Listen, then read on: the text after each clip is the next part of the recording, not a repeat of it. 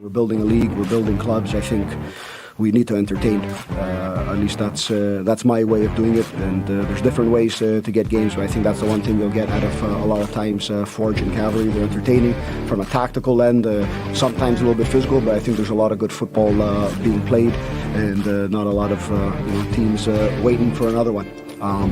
But there's always a way to get 3 points, and everyone does it differently. But I think for the supporters of the league and the growth of this game, I think we need more entertaining games. Game on, says Ali Musi.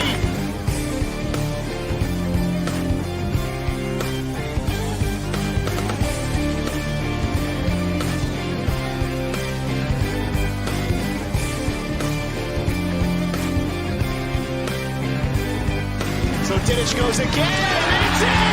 Amir Didic from the set piece! Hello and welcome to another edition of the Canadian Premier League Newsroom. Kristian Jack alongside Charlie O'Connor-Clark as we recap another brilliant week number 23 in the Canadian Premier League 2022 season so far. Oh, Charlie, do we have things to talk about this week? Oh, yeah. A couple, I think. We should probably just get right to them. We should just get right into it. If you're watching live, or again, you share your comments. We're going to get into the games. Lots to talk about, and I'm sure many things to dominate our discussion around what happened at Tim Hortons Field on Saturday. Results this week: York United 3, FC Edmonton 1, Mo Babouli 2, Ozaze Di Rosario again, and CJ Smith for FC Edmonton. A Sam Salter penalty for the second game in a row against Valour was enough to beat them 1-0 at the Wanderers grounds. Forge 2, Cavalry 1. Davish Choinière of Sissoko for the hosts. Ali Musi also involved in that game with a goal and 3 red cards. That's right, not 1, not 2, but 3. And Pacific 1, Atlético Ottawa 1, a tale of 2 set pieces, as Ollie Bassett from the spot was equalized by Amir Didic's free kick. We start, though, with some real poignant moments this weekend across this wonderful country, as collectively the Canadian Premier League came together to honor Her Majesty Queen Elizabeth II, as fans and clubs united together in moments of reflection and remembrance with the silence and the playing of God Save the Queen, the anthem, to remember the Queen herself, whose remarkable time in this life came to a close last week, passing at the age of 96, ending her reign at an astonishing 70 years and 214 days. I want to take this time to thank all the clubs, One Soccer, our broadcast partners, and those at the Canadian Premier League whose dedication ensured we saw moments of respect at a crucial time. God save the Queen, and well done to the Canadian Premier League. To the games now, we start in the city of Hamilton, where the Queen Elizabeth II visited as part of her Golden Jubilee back in 2002. Charlie and I were both there, and what a match this was, as Forge and Cavalry delivered again. They often offer many of us different things in games like this, Charlie, but just when you think you've seen it all, we see another spicy clash open the scoring in 10 minutes by Davish Choinière. Yeah, this was just another astounding game between these teams with some really, really good football. And I think that's where I want to start before we get into, what happened at the end of this game. Yeah. But this was a very entertaining game of football. We kind of spoke about it. Both coaches spoke about it in their press conferences after. We heard Bobby referring to this at the start of this of our show here. This was a game where two teams wanted to play football and come at each other and attack. There's, as Bobby alluded to, there's many ways to win a football match. But the most entertaining one is when both teams are just trying to get the ball, trying to go forward, trying to score on each other. And this is what both of these teams always do, especially when they play against one another. Forge, very, very well organized again defensively. They get Daniel Kurtzen back, which is a huge, huge thing for them. He's arguably the best defender in the league when he's healthy. And I think a lot of us forgot about that until this game. But he comes in at center back, immediately looks like he hasn't missed a step despite not playing since the end of November 2021 when he tore his ACL. He's in there. Alex Ashinio-Johnson gets into midfield as that number 6, which is huge for Forge, and they just control the ball so well. But Cavalry again have those ways of running the ball that Ali Musi kind of playing as a 10, Jean-Daniel Lassie getting in behind. There were lots of just interesting kind of attacking movements in this game, little triangles with these teams trying to get forward, and Forge probably deserved of the 3 points towards the end, but both of these teams, again, showing why they're so consistently near the top of this league, I think. Yeah, a heavyweight clash as usual, as we would expect. And I don't mean that from a physical point of view. We will get to that, but I mean as quality on the pitch. We alluded to it. Some games have been quite tight this year. Some teams have been very defensive, and it's been their path to success. These two teams are not built that way and will not play that way, despite coming in not at the best of form. Forge on their worst club record run coming into the game, winless in 5. Cavalry just 2 wins in the last 5, struggling a little bit from goal to getting the goal scorers as well. But I think that says a lot, Charlie, about where these teams are in terms of they want to just give out what the best version of themselves are. Cavalry we'll get to in a second. They didn't get that chance to do that. And I think that spoke about how up for the game Forge were and how well they played, certainly before the madness started about 70 minutes in. Yeah, I think that's probably about right. I think that maybe this game comes at a good time for both of these teams, because it seems like no matter where either of them are in their season or their recent results, they really, really get up to play one another, having had so many good battles over the years. Even though there are a lot of players, on this pitch in this game that weren't there in, say, 2019, don't remember kind of where, if we want to call this a rivalry, where this started. I know neither manager is a huge fan of calling this a big rivalry, but I think it just objectively has been over the last 4 years. It's produced most of the best games in every season, right? So these teams always kind of get up. They bring the best out in each other, I think is the best way to say it, because they're always just so intense. And all of these games feel like the stakes are high and these teams just want so badly to beat the other one. And I think that is what lends itself to these teams kind of finding their form, being a little bit more energetic and having more energy in that press and things like that. So I think it definitely comes at a good time for these teams with very little time left in a season. It does, and they never disappoint, right? 4 games of this season have all been fantastic, from the game that began this rivalry at the start of this season in April with 2-2, and then obviously all the way through to September. The 2 games in Calgary, which were split and had a drama and come from behind games and late winners, and also a little bit of just a little bit of tension and some confrontation, right? I mean, we have to address it. Yeah. I will start by addressing this. And for anybody who cares what I have to say, then I'll say it. But I understand if you don't. My personal opinion is I don't like the way that the game is going around the world, where we have this absolute fascination on how games are officiated, how officials get such magnitude, how people are just lambasting VAR. And we've got former referees becoming stars on news channels everywhere, breaking down things. And I understand the need to get the experts on, but there is an unbelievable fascination in this sport that does not exist in any other sport towards the officials, and a blame culture towards officials. I'll start by saying that happens everywhere. At the top in the UEFA Champions League, the best football, to the very below level, you watch a park football game on the weekend.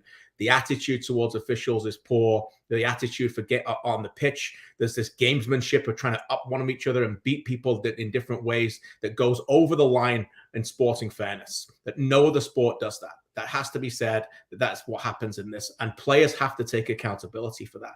Now, these players are professional players for a reason. They look at themselves in the mirror every day and they are accountable to themselves. And they make it as a professional player by making them accountable for themselves in every action that they do. So what we're going to say next is clear, Charlie, that the players are absolutely guilty as much as what I thought was a very disappointing officiated game as officials, right? With everybody involved in this. We don't want to be talking about this, but we have to, because it was the dominant storyline out of this.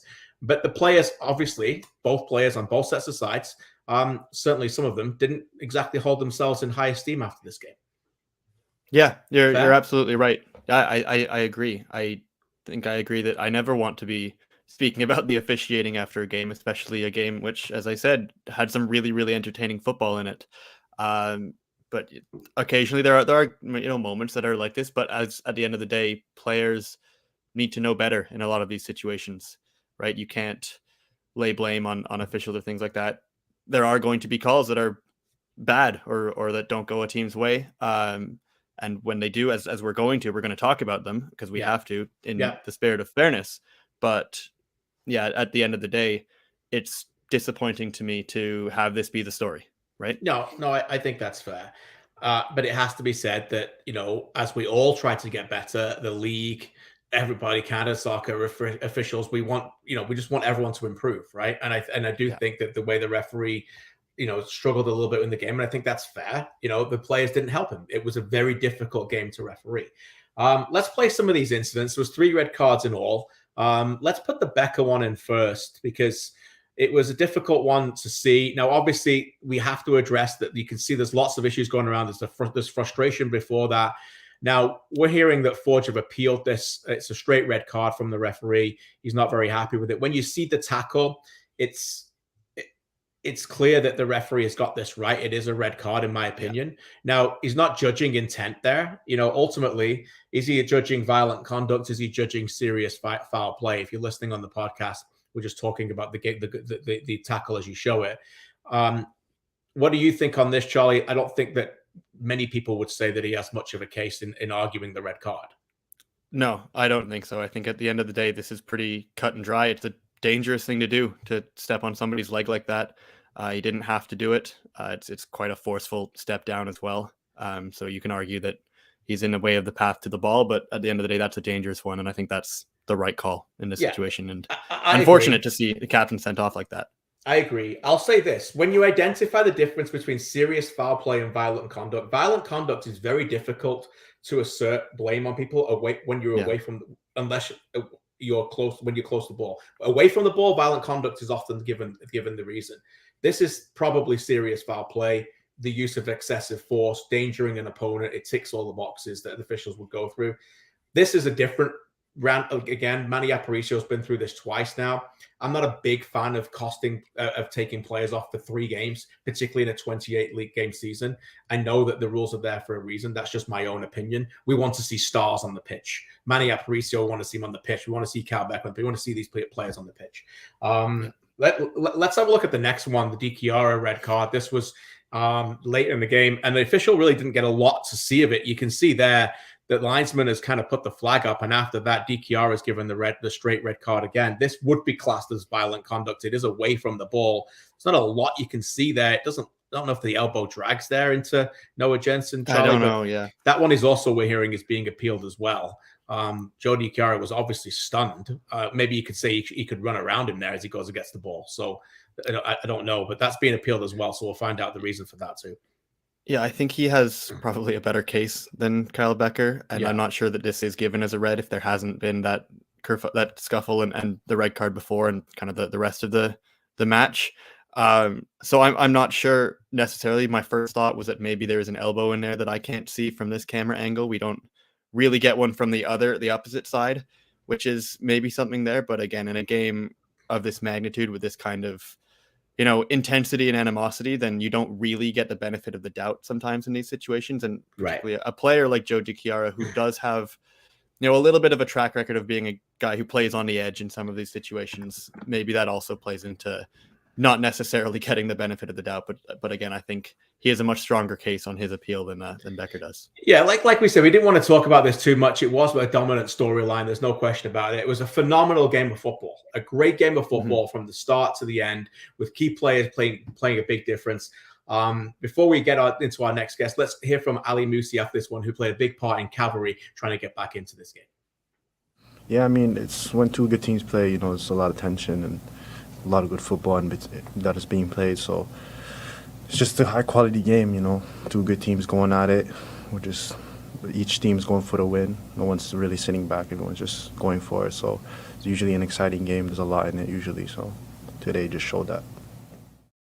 We will hear, as usual, from both coaches. We'll get to those shortly, but we're delighted now to be joined live from one of the stars on the show in this game, is David Choinière, joining us on a much-deserved day off, I think. David, great to see you.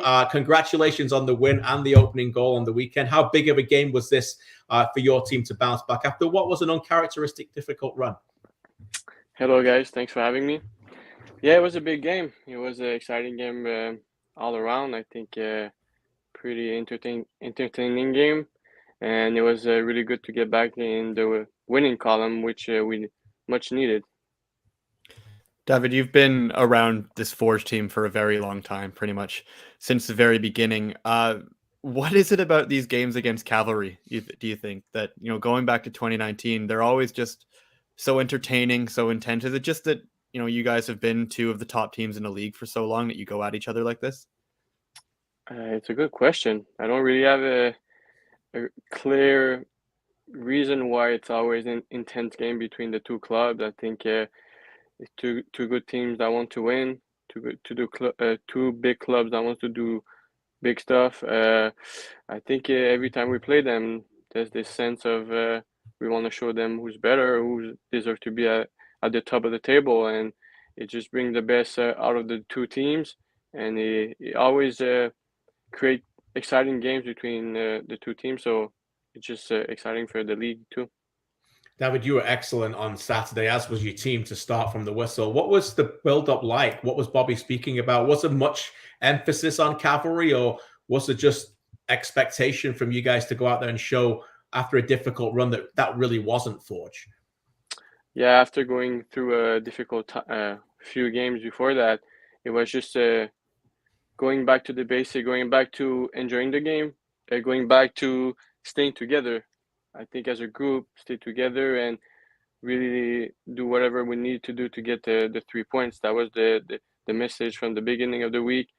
Just like I said, stay together really and fight through any scenario. We were ready for everything. And I mean, after the 4 games in a row where we couldn't find the win, like I said, it was a much needed 3 points, which I think we respond well to the challenge, and I think we're ready for the last 3 games of the season. David, I want to ask you quickly about that goal that you scored on Saturday. And anybody who hasn't seen it, go take a look at that clip. But I think everybody in the stadium and everybody on the pitch thought you were going to play Woobens in there with the pass, including Woobens, I think. But what was kind of going through your head there to choose to take on the defender yourself, go cut in and take that shot from the angle? I recruited turnover, and then the ball just landed at my feet, and I started running at the defender. And once I was running at a good speed, I just decided to go on my right foot and try to create a shoot lane, which happened, and I just took my shot. When I saw the video, I know we talked after the game. We had a good chat about it. We're good friends, so it was all good. But yeah, he said, if you score like that every time, I won't get mad anymore. David, you've been very consistent for this team since day one in the Canadian Premier League. But I'm interested, do you think this year you've taken another step? I mean, those of us covering it think that, but do you think you've progressed to another level this year? And if so, what areas of your game do you feel like you've got better at? I think so. I do know that I can reach a higher standard. I think I don't know. This year I just went to the club and tried to improve every day. I don't ask myself too many questions. I work hard, work on what I can work, and at the end of the day, like I still think I could have done more this season. But there's 5 games left. There's a big challenge for all of us, for the team. We want to achieve big things as a club, and think our goals this year is obviously to finish first and to win the championship. I think it's still in our hands if we do the business. And yeah, individually, I think it was a decent season, and I think we like I said, as a club and individually, we can do more. Something we've kind of spoken about before with Forge and this season is how different maybe the rhythm is this year for you guys, not playing in CONCACAF, not having as many midweek games. I know that last year you guys played a lot of games in 2021 and they were pretty thick and fast. I think there were a lot of months where you're playing 7 or 8 games. This year it's a little different. Has that been a bit of an adjustment for you guys, playing a little bit less often and having this more of a match week rhythm from weekend to weekend? If you compare to last year, it was a big difference, because last year we used to play every 3 days. It was pretty crazy. And this year, twice we had 10 to 11 days between games, and I don't know. We need to adapt to the situation. There's nothing we can control about that, and I think obviously the few games we drop points. There's no really reason. There's no excuses. It's on us, and now all we can do is react to the 5 games left we have and take care of business and try to finish top of the table. Our guest is David Choinière of Forge FC after a 2-1 victory on Saturday against Cavalry. David, I was on the sidelines and then I decided to walk behind the goal, Tristan Henry's goal near the end of the game on Saturday. And as I'm walking down there, it came close to the end of the match. Jordan Hamilton and Terran Campbell are both warming up right near the end of the game. And it dawned on me that you guys are going to win this big game and those two are hardly going to reach the pitch. The competition for places is fierce. How much do you enjoy that? And is there anything different you do when you play right wing when one of those are on the pitch? Is it anything different you do more with Rubens playing as a 9 or Jordan or Terran? Is there anything you know of their strengths that you can maybe work with us and tell us a little bit about? I think every player has their own strength, their own qualities, and in training we train all together. The strikers, the forwards, we're all together. We all know our strengths, our weaknesses, and obviously Campbell and Passius and Jordan and Milton, they all have different qualities, and they're all great players. And the forwards are the position forwards are pretty stacked right now in our team, and it's a good challenge for all of us to push ourselves, and whoever at the end of the day, whoever the coach puts on the field, I think we need to do the job. And it's hard to, I mean, whoever I'm playing with, I don't think there's a problem. It's just adapting, and like I said, in training we switch around position. We adapt to one another. So at the end, when we're on the field, we adapt pretty easily to one another. What is that like, and especially in training, having 6-7 guys that can all realistically start in a front three? Is that kind of push you guys knowing that if you have an off day, there's somebody waiting right behind you to start the next game in your place? Yeah, we all know it's the professional level. We all know if you have an off day, I mean, there's most likely next game you're gonna be sit on the bench. That's why it pushes us. It pushes us to be good at training every day, to make sure we're sharp. And when it's your chance, you need to take it, because, like I said, if you have an off day, you might see it from the bench next game. So it's just a reality of the sport. So it's good for everybody. Last one, David, obviously about your brother. He's playing great as well. And that team is, they got a little bit of magic dust as well. You guys know what it's like to win championships. That is a fun team to watch. How much are you enjoying watching CF Montreal, and how's Matthew doing right now? It's really pretty fun this year. I used to be inside the club, and now I'm outside and watching from outside. It's pretty impressive what they're doing this year. It's an exciting team. I mean, the last 2 games they did big comeback, and it's pretty fun to watch. And I know I get the feedback from my brother, and they're enjoying themselves right now. They're a good group of guys that like to play together. They enjoy playing together. So it's great. It's great for him. You can really see it. It's great to watch as well, and we're just cheering him on ourselves. David, appreciate you spending some time for us on a day off. We really do. You're doing a great job. One of the best players in the Canadian Premier League this season. We thank you for your time, and good luck for the rest of the season. Thank you very much, guys. Thank you, David Choinière. It is an embarrassment of riches, Charlie, that Bobby Sminiotis has got right now. And sometimes he's got to go with the right 3 or the right 4 in occasion.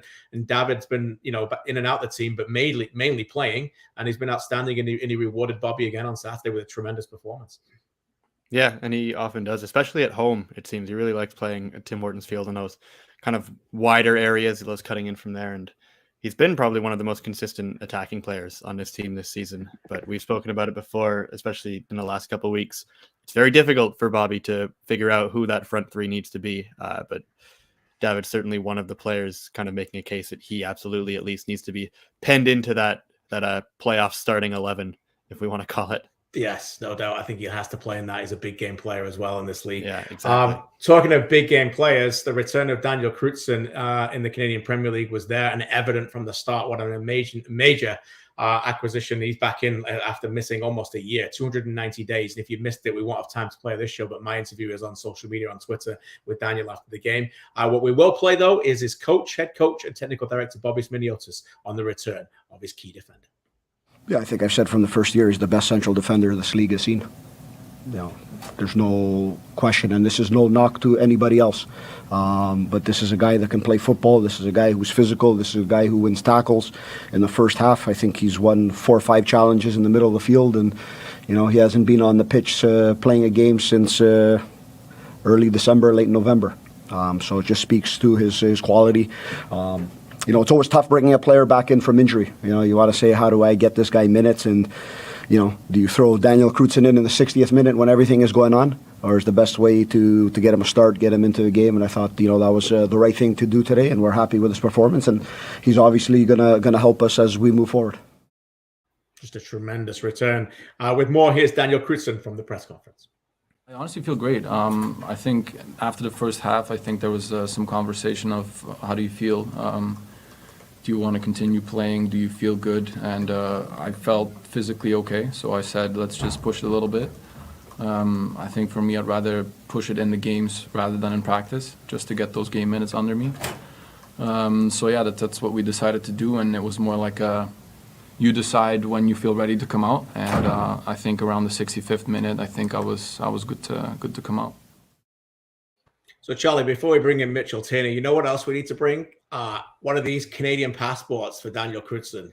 Yes. What do you reckon? Let's get one of them going. Absolutely. Yeah. Absolutely. I don't know how long you have to live in Canada to qualify. I think it's 5 years. So I think he's close. You got to be close. I think I borderline annoy him by asking how the Canadian passport application is going every time we saw him. For the first time in a long time, I didn't bring it up post game. I didn't think it was the right time. But Kristian for Canada, let's get it going. Let's get the hashtag. Come on, it takes Kristian for Canada, because both you and I are very big fans of this guy and share, I think, Bobby's analysis that he is the best defender this league has seen. Yes, despite having some very good defenders as well. Oozes class. So, talking of class, let's bring in our own superstar, Mitchell Tierney. Here he is. He's been waiting patiently around. Charlie's not very happy with that, but you're always a superstar. I don't care what Charlie says. Mitch, from Hamilton, we moved west to another clash between postseason hopefuls. That's right, Atlético Ottawa made the trip to Vancouver Island in the end. It was a story, though, of 2 set pieces, and was draw a fair result in this one.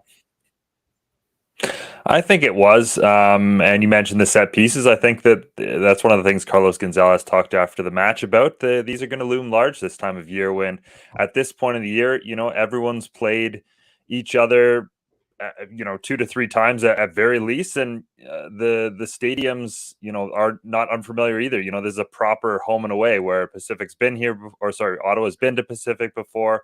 Every club that's going into a stadium has probably been there before, so.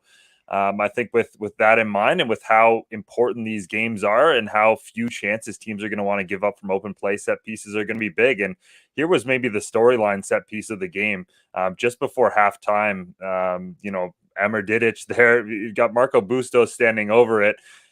Didic waves him off and decides to take it himself. And I think this was a big surprise to a lot of us. But, a player who James Merriman talked about it after the match, has incredible technique, has shown this in training multiple times that he can hit a ball very well, and an absolute rocket. It does take a deflection off the wall to fool Nate Ingham, but a big moment for Pacific, obviously picking up 1 point, certainly better than 0 at this point in the season. So I think a fair result for both teams, though ultimately Pacific, maybe not as much of a killer instinct as they would have liked late in the match. Few other real chances down the stretch, as they really could have used 3 points at home in this one. Yeah, they really, really could have, to get back into that top 4. And, it's a great one from Emir Didic. We kind of knew that he had a hell of a right boot on him. We've seen him ping diagonals across the pitch. And I think the goal he scored in the Canadian Championship was from similar distance. But, Pacific from open play here, Mitchell, 10 shots, 0.42 expected goals. How concerned are you about, their way that they're attacking an open play at the moment? I think quite concerned. I think, without Diaz, they still have never figured out what to do quite in the center. Jordan Brown just still hasn't quite integrated with that side, I don't think. Gennaro Daniels maybe isn't a guy to lead the line. He's looked a little bit better as a second striker, playing off Diaz when he was there, and him and Brown haven't quite clicked yet. Bustos has been good, but again, has been maybe missing that guy in the center at times. And, I don't think anyone's been quite consistent enough. So they get the ball into good areas, and then just haven't quite been able to figure it out from there. And one thing that they did mention after the match, Emir Didic actually went out of his way to mention this, is the fact that set pieces for them, they haven't been nearly good enough this season. I think FC Edmonton are the only side who have created less set piece chances than them this year, and they have all the guys you'd think between Mayer, Jaguar, and Didic, and Bustos giving those deliveries that they should be much better in those situations. And they had a number of corners. They had that was one of many good free kick opportunities that they had in this match as well, and they're only able to capitalize on the one. So there's a number of things with the Pacific offense that at times this year has looked excellent. Recently has been a lot more concerning. Yeah, just 3 goals in 5 games since Alex Diaz left to go to Norway. By the way, he scored a penalty on the weekend again as well. So goals continue to flow in for Diaz. Let's go back to Starlight Stadium and get the reflections of their head coach, James Merriman. We're disappointed with the point. We wanted more, and I think it was there for us. At this point in the season, we know these games. We know what these games mean. We need to be hungrier, and we need to win this game. I think it was right there. We need a little bit more in the end to get us over the line, and we need to understand it. So it's a little bit frustrating to walk away with just a point from this match. We need to be hungrier. It's not something it's not the first time we've heard him say that this year, James Merriman, a little bit calling out of his players, a little bit Mitchell. Did you watch this team thinking they're a playoff team, or do you still think they've still got a lot to prove in these last 5 games where they play Forge twice, still have to go to Cavalry and away from home in Halifax? So it's not going to be an easy run for this team.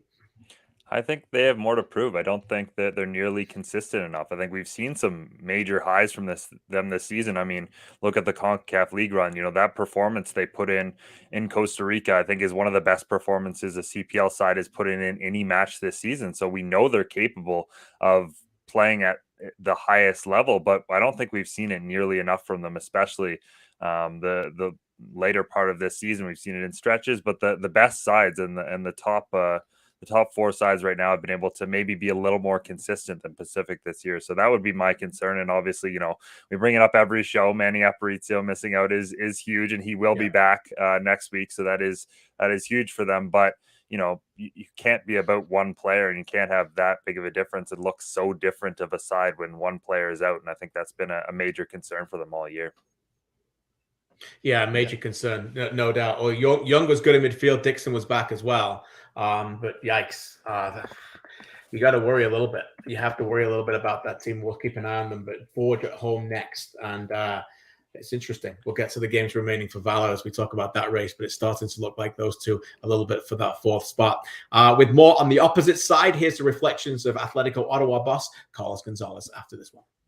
Yeah, little by little, as I say, we are growing in and out outside the field as a club, as a team, and this is one of the aspects that we've worked in the last few months to be a little bit more dominant in certain moments and not only be comfortable in situations without the ball, also be comfortable and be capable to win games with possession and being dominant. I felt that today we did a great first half in which a mistake make us go with a result that maybe we didn't deserve, because I think that we were much better than Pacific in the first half. But the details, and then in the second half, as you know, we also tried to find the ways with the ball, to find the ways to score the second goal. But in certain moments we couldn't, and of course you are playing against a great team here at home, that they push you, that they have their fans. So it's normal that in the last minute you have to drop a little bit lower and you have to defend a little bit more. If you can't win a game when you don't play great, make sure you don't lose it. And that's certainly been the method to their madness lately. I think they've been very good about that. 3 draws on the bounce, not been great, but they got a Valour next, then Cavalry, Halifax away, and end with York at home. Interesting that still only 2 losses in 11 away from home in this one. Before we hear from Nate Ingham, it was very, very, I think, very complimentary of this whole project and how much he's enjoyed it. What impressed you the most about the visitors in this one, Mitch? I think, anytime we're talking about Atlético Ottawa, especially away from home, you expect them to play that low block. You expect them to stay organized. But I think in recent weeks, we've seen an evolution where they get on the ball more. They dictate play and possession and tempo a little bit more. And, their penalty that they got in the first half was well earned. It came from one of those moments where they had Pacific on the back foot for multiple minutes. They actually, in the second half as well, had many good chances. I think Kevin Alleman would want one back where Bahus plays him in nicely and he just gets his shot all wrong. And I think that that's part of their evolution. And for me, that really comes from having an incredibly, incredibly good back three, where in this match, they're able to move the ball very well between Camus making his first start, Espejo and Acosta, who is just an excellent player at moving the ball forward and progressing it up the field. I mean, Pacific put them under pressure in several moments, and they're able to just quickly rotate the ball between the three of them, find Acosta, boom, it's up the field. Like, that ability is going to pay dividends for them in big matches, as you know, a lot of these top sides really do like to press each other. And I think that is something that is worth looking forward to. And as I said, another progression of this team.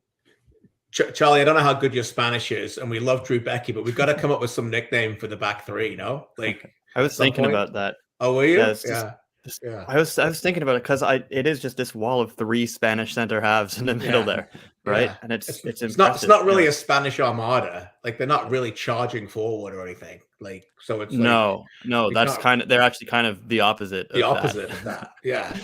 So Arthur was very complimentary of Espejo on the chat, by the way. He was class again, as he should be. But yeah, anybody who's far smarter than the three of us, if you want to come up with something, AGR in the chat's already putting in something down with Matador. So but we got to get three in there, and it's got to be far better than like Tres Leche cake or something. That's terrible. Tres Amigos. Yeah, there you go. Whatever it takes. But yeah, I'm sure the smart Ottawa fans will have a banner up in the next games. They'll have something. Or something. There you go. What's massive in Spanish? Yeah. We'll check that out. But while we're checking that out in our Spanish, in our Spanish geography classes here, let's hear from Nate Ingham, the goalkeeper on this project in Ottawa. Yeah, that Canadian experience. You bring in guys like Maxime Tissot, you bring in guys like Carl Haworth, and you keep guys like McKendry, and you keep guys like Drew Becky, and when you get into games like this, we all feel pretty confident and comfortable, and they did a really good job bringing in the right group of players, and they did a really good job bringing in the coaching staff, and I think everyone. I don't think anyone's surprised that Atlético Ottawa is at the top. I think they were more surprised they didn't come in initially and contend for a title. But that's the reality of how hard it is to come in as an expansion team and make it work. He had a very good game as well, by the way. Very close to getting on the team of the week this week, but narrowly missed out, but it was very good. Mitchell, we can't thank you enough for this, my man. Great job. As the Ottawa correspondent, we're now going to send you the nation's capital, come up with some banners and some nicknames for next week, all right? Sounds good. And just quickly on the Spanish lessons, that is something actually the backline has committed to taking so that they can communicate with each other. Obviously, Camus and Espejo and all those guys are taking the English lessons. Ingham and Becky and some of the others are taking Spanish, so on field they're able to communicate a little bit better. And Ingham says he's getting there. His field Spanish is good enough, he said. So we'll definitely watch that as it goes field on. Spanish. Yeah, field Spanish, probably a lot of swears. I'm going to say a lot of expletives in there. But, we brought you on, Mitchell, calling you a star. This is what we want. Journalistic inside information. Charlie questioned it. I think I was right. You are the star. No, you're right. You've proven me wrong. Yeah, see, even Charlie's on board with Mitchell. Now we're really bringing people together. We better send you away before Charlie starts changing his mind. Thanks again, Mitch. We appreciate it as usual. AGR joins the chat from the far west to the far east as he joins us to recap a tight affair. Here he is. Tight affair at the Wanderers grounds. And I remember you had this game last time, a month ago, when Valour went to Halifax on a great run after having identical wins. What did they do? They're on a great run, had identical wins again. They lost to a Sam Salter penalty last time, and they lost to a one this time. Now, last time they didn't play very well. What about this time? Was it again the same old story with Halifax giving them what they really deserved, and that was nothing for the Winnipeg team? Yeah, I felt like I was fever dreaming, like you mentioned, watching the same game over again. But, maybe something happened when I got on a plane and ended up in a loophole. But for the Halifax Wanderers, they won't care. I think it was another solid home performance. It's now 4 games at home in a row where they've not or they haven't lost, at least. So that's been a good run of results for them, because we mentioned early in the season a bit of a drop off compared to past years when it comes to how good they were at Wanderers ground. And this was another example of it. I mean, they welcomed Valour, and they made sure that Valour was going to have to fight and earn everything that they were going to be given. And in this game, Valour just kind of lacked that hunger, reminder, that fire that they had in that homestand where they've really drawn themselves into this top four and title race.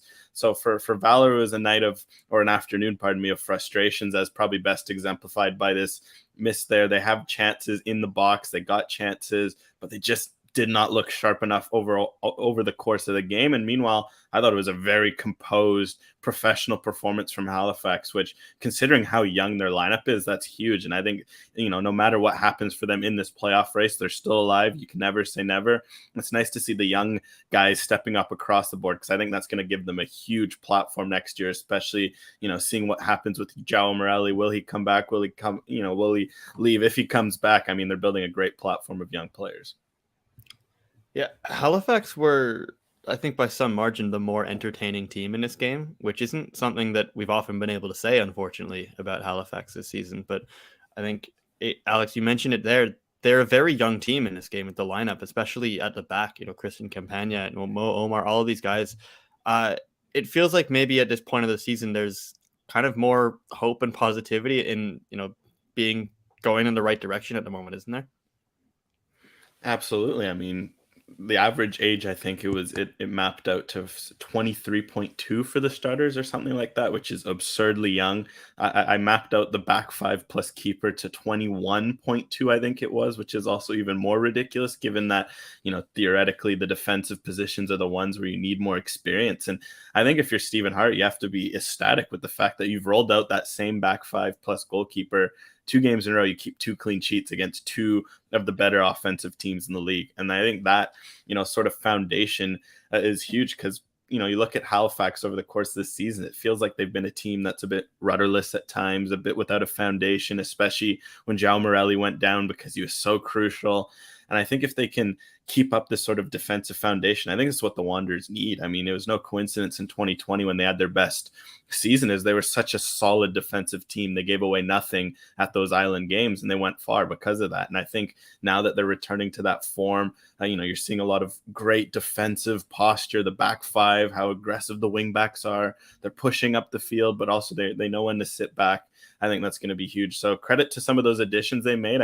Obviously Zachary Fernandez has been there all season, but I think it's great to see on the left side how, Gabo Escobar stepped up. He's someone I've seen it in League One BC with TSS Rovers. He impressed me a lot there. So I think that was a shrewd signing. Ditto with Kristian Campagna with the Whitecaps. Those are shrewd additions to add with the likes of, Jake Ruby, who Stephen Hart made sure to point out after the game that his return has been a big boost to his defensive, team's overall defensive record. Yeah, you also had a lot of praise from Mo Omar in your analysis piece as well at CanPL.ca. With more in reaction from the Halifax camp, here's their skipper, Andre Rampersad. Yeah, I think for the most part, we had some individual errors, even coming from myself in the first half. We gave the ball away too cheap, and that was causing them to get chances in the first half. But I think once the second half, we understood what the game plan was, which we knew what it was, but once we execute properly, I think the second half they were left to play long balls in behind, and it didn't work. And that's congratulations to the lads for sticking it out. Big win for them, and a big key loss for Valour. Phil DeSantos and Valour, the talk of the league after coming off a Manager of the Month award and a Player of the Month award for Sean Rea. 3 wins in a row, heading to Halifax, all the momentum, getting into the playoff spot, and then that is what Phil DeSantos thought after this one. Tough place to play in. I have to give credit to Halifax, the way they set up. We knew they did it on Monday as well, very hard to break down, and then pieces that are dangerous in the counter. And we knew it would be a game where we needed to be patient, move the ball, not compromise when we had possession. And again, it looked like a copy-paste of the last game we played here. That PK, and then we had half chances. I'm thinking about the Ponce one, where he needs to do better. I'm thinking about one in the first half, but they ended up having the best chances on transition. So credit to who deserves credit, and that's what I take of it. Valour still fourth, although Pacific have a game in hand right behind. Valour's running Atlético Ottawa at home, and then the end with York away, Cavalry away, Edmonton away, AGR. They haven't won away since June. It's fair to say they've got to be much better than that if they want to be in the playoff picture. 100%. I think it's going to be big for them. It's surprising to see that, because you look at the way they play. They're so solid defensively. They're good at capitalizing on moments. You'd think they're built for the road, but for whatever reason, it hasn't clicked. And I think this game was a great example of it. Funnily enough, you look at them defensively, I thought they had a pretty good defensive game, because for all the shots and chances that Halifax had, I mean, there was 0.3 open play XG was really much, the penalty was what carried the brunt of Halifax's chances. So if you're Valour and you had a quote unquote bad game and you're giving up just that, I think that's a very good defensive foundation, but certainly some concerns about how their offensive game translates on the road versus at home, where they just seem to be clinical and they seem to get these timely goals, be it late on in games or, at the right moment. And they just haven't been able to find those sort of moments on the road. Charlie, that big pitch seems to help them at home. No, they're almost a different team. Yeah.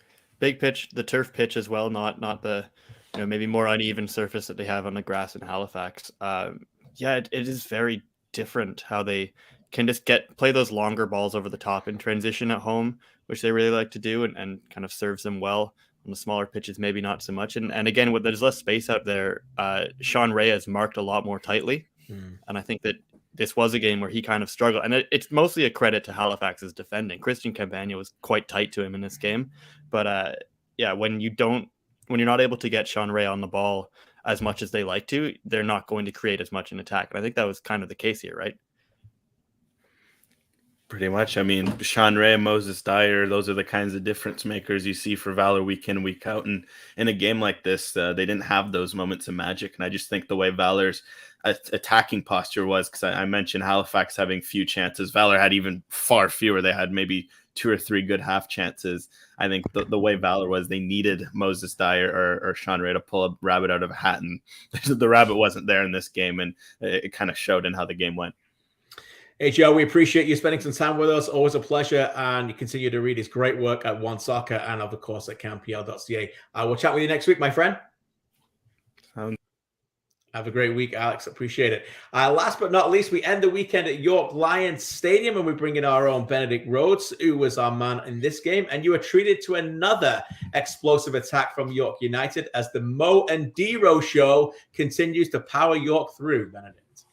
Yeah, the Mo and DeRo show indeed. Mo Babouli, as you see on the screen if you're watching on YouTube, he scored twice in this game. He's now up to 4 goals in 5 games for York United. That signing has been incredible, and they have 4 wins in those 5 games since he joined the team. So he's made an immediate impact.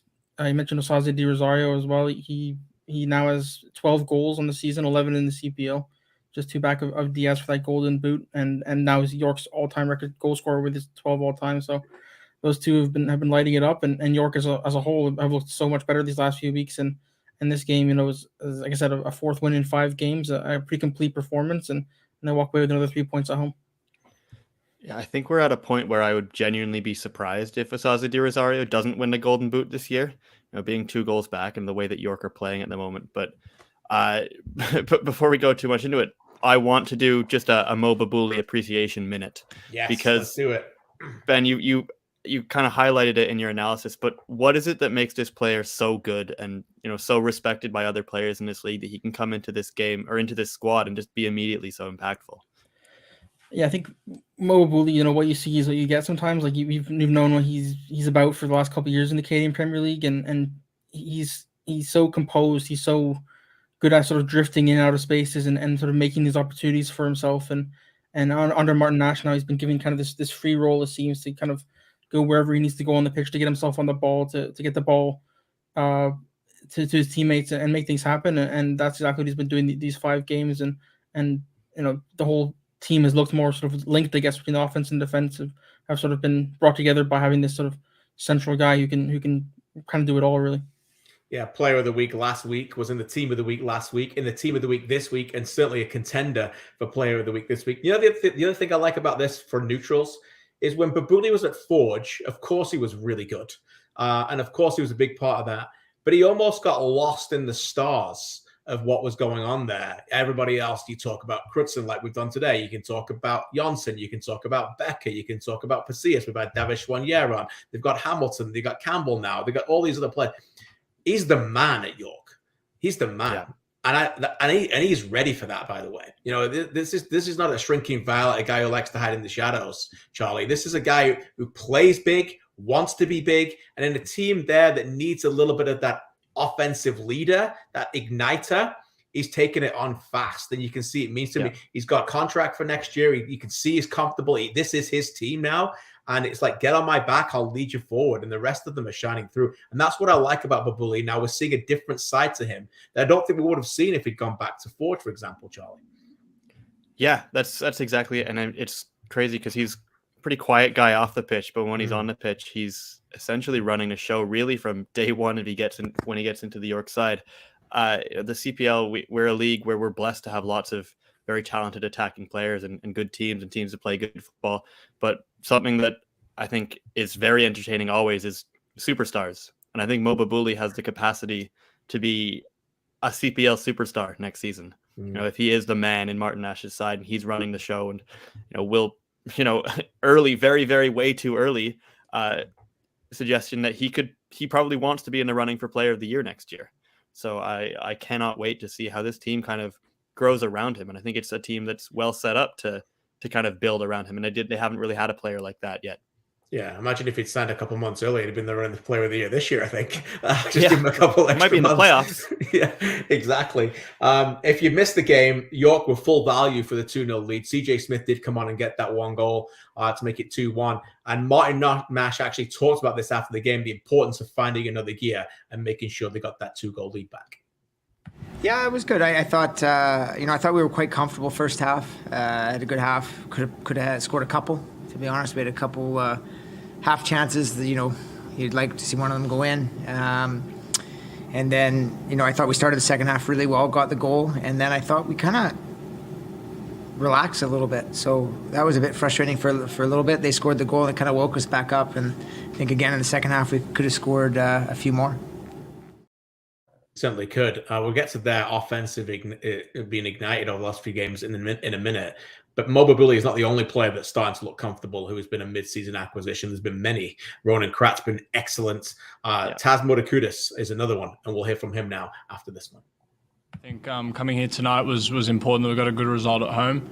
I think this season we haven't been probably at our best during the home games. In fact, we've been probably getting more wins away. So we're looking to change that trend tonight. We did so. It was comfortable, I think, for the most part. We let them back into a game, I think, with something a little bit sloppy that we need to work on defensively. But overall, the team's happy. But to answer your question, I guess there's always a belief that we just want to do the best we can every week. If that leads to getting into the playoff picture, then that's even better. At the end of the day, it's not in our hands in terms of results if the other teams pick up wins, but that doesn't matter. At the end of the day, you still have to beat the team in front of you. And tonight was a professional performance, so I was really impressed. Yeah, so will we. Let's look at York's resurgence. The last 7 games, York have got 15 points from the last 7 games. That leads everybody in the Canadian Premier League. Valour 13, Atlético Ottawa 12, Cavalry, Pacific, Halifax 10, Forge 7, and FC Edmonton 5. They have also scored 16 goals in their last 7 games. No other team has got double digits. So, Benedict, when you were assigned this game, it was 6th versus 8th, but was it not a lot of it like watching like one of the stars teams right now in the Canadian Premier League? Yeah, York has been good. They've beaten some good teams recently as well. They've beaten Forbes, they've beaten Cavalry, they've beaten Pacific. They're able to compete with the best teams. And Taz did say after the game, he said they have the capability to beat any team in this league, as most teams in this league do, or every team in this league does. And this game, you said it was 6th versus 8th, but Edmonton as well. They always give themselves a shot in these games. They're not being outclassed, incredibly every game. So. It was always going to be a tight game, and that's what we got. And York, rose to the challenge and got those 3 goals and those 3 points. If you're watching live, stick around at the end of the show. We're going to end it with Azaze Di Rosario's goals from the season as he becomes a club record leading goal scorer, 12. Charlie's already put the bet on he's going to win the Golden Boot, but he is suspended next week, Charlie. Yeah, that's unfortunate. Suspended for that. So he'll have 3 games left. I know why Babouli kicked the penalty, because they want to make sure they win the game, but I'm not going to lie, when they got that penalty, Charlie, I was kind of hoping that Azaze steps up to put that in there. But he's been great, no? I mean, we're going to see his goals at the end of the show, but this has been, Charlie, just a brilliant signing for the Canadian Premier League, let alone York United fans.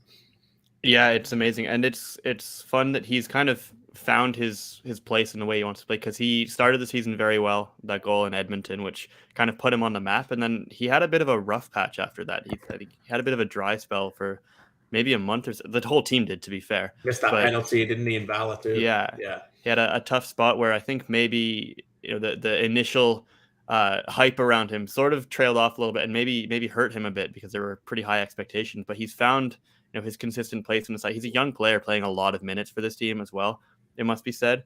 And he's, especially with Babouli, he's just flourished, and he's had that service and that mature player who's telling him, make these runs, I will find you, and he's finishing them very professionally. Yeah, and in a league lacking nines across the board, a lot of the time, this guy has just been a brilliant signing for us here in the league. On the other side of things, here's the views of the losing coach, is Alan Koch. I think just having more time with the group, players having more time with each other, building partnerships, building relationships.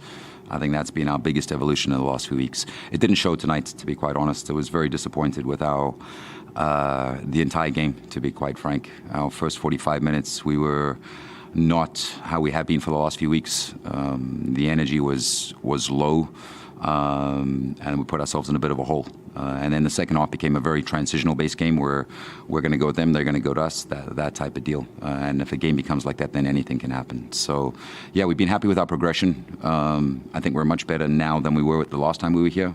But I wasn't very happy with our performance tonight.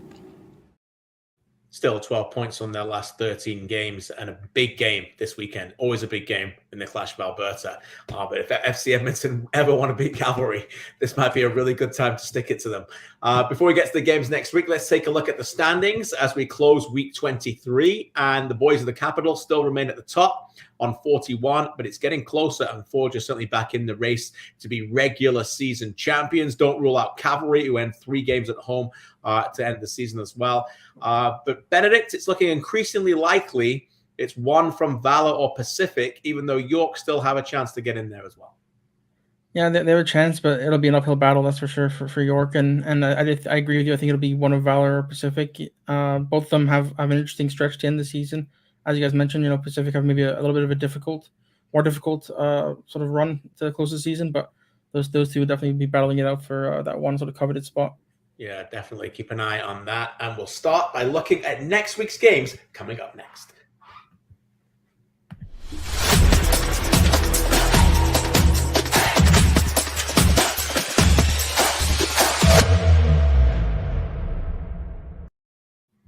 A reminder, CPL Predictor brought to you by ComeOn, your chance to test yourselves against CPL fans to win cash and other lucrative prizes. Just predict the scores. Go to CanPL.ca/predictor. Games next week, and they don't get much bigger than this. Predicting York versus Halifax. I think most people will look at a home win. One team that doesn't do very well away from home, and another one who's absolutely flying. No DeRo, but Mo is there, and you'd expect a home win there. So pick the scores accordingly. Cavalry tend to boost a very impressive resume against FC Edmonton, never losing to them. And I think that looks like, for many people, what would be a home banker as well. FC Edmonton and Halifax can certainly try and prove us otherwise. A doubleheader, a feast on Sunday. We have to remind you that since this has been built, we've just had a schedule change. So the Valour against Atlético Ottawa game now kicks off at 4 o'clock Eastern, just an hour earlier than that it says there. But Benedict, Valour versus Atlético Ottawa, Valour's last home game of the regular season. You have to expect that Phil DeSantis' team are going to come out all guns blazing for this one. Yeah, they're going to really want these points and this result. But Ottawa, of course, have been very, very good on the road. Probably the best road team in the CPL this season. And I think I like Ottawa in this game. I'm going to take probably 2-1 to Atlético. Interesting. That might be a very big loss to Valour's playoff hopes if that's the case. Interesting, though, that Charlie, that Pacific will know what Valour did before they play their next game. They already have a game in hand before they kick off against Forge. They'll have 2 games in hand. And we have to remind everybody that it was the first game of the season for the champs when they last welcomed Forge, and they played brilliantly that day, 2-1. This is a tough game to predict, but the way things are going at the moment, it's hard to see Pacific finding the form that they had at the beginning of the season to go out there and dominate Forge like they did opening day. Yeah, that last Forge Pacific game on Van Isle seems like a long time ago. The only thing I will say is that Forge are most likely going to have to do this one without Kyle Becker. Yeah, which will change things. But again, Pacific will be without Amir Didic because he's suspended for accumulation as well. So I think I would fancy Forge in this game to maybe get a 2-1 here. Yeah, join me and the other guys at One Soccer for the ComeOn match of the week. Next week, 7:30 Eastern, we'll have the action starting for that one. What a brilliant game that will be. Gentlemen, thanks so much for your time. Thank you, of course, to Mitchell Tierney, AGR as well, and of course, David Choinière for joining us. Week 23 is in the books, and we had some more record breaking, and that was down to Azazi Di Rosario, who's now scored most goals in York United history. Sit back and enjoy. I think he's got a great mentality. He's open to instruction. He works hard. He's a great finisher. He's got all the tools to be a top striker, in my opinion. He's been really good all season. He's worked really hard for us. Di Rosario! Out of nothing for the guests! It's the first goal of the season, and it's the first goal for York United from Osaze Di Rosario.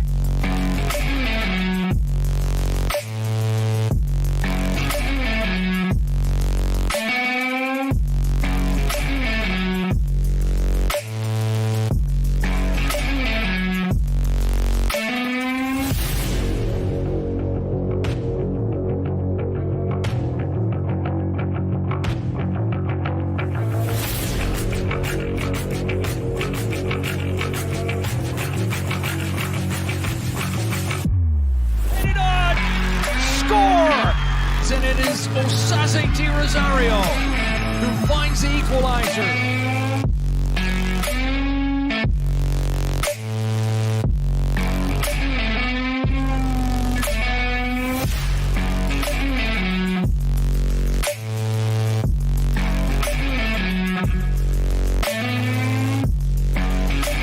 We're moving for Di Rosario!